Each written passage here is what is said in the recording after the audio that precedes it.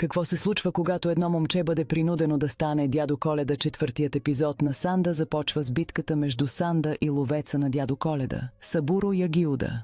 След като е прострелян, кръвта върху червените му дрехи отново го превръща в могъщия дядо Коледа. Но Ягиуда разкрива шокиращата истина. Дядо Коледа не е преследван, защото е зъл.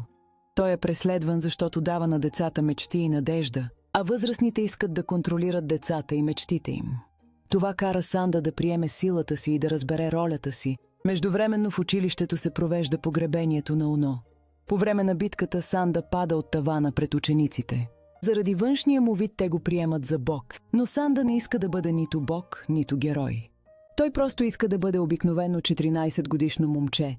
След всичко случило се, Фуйомура го прегръща като дядо Коледа и признава, че има нужда от него. Санда разбира, че колкото повече деца се нуждаят от него, толкова по-трудно ще избяга от съдбата си. А в края се появява мистериозната Нико Казао. Изглежда, че тя знае нещо за изчезването на Оно.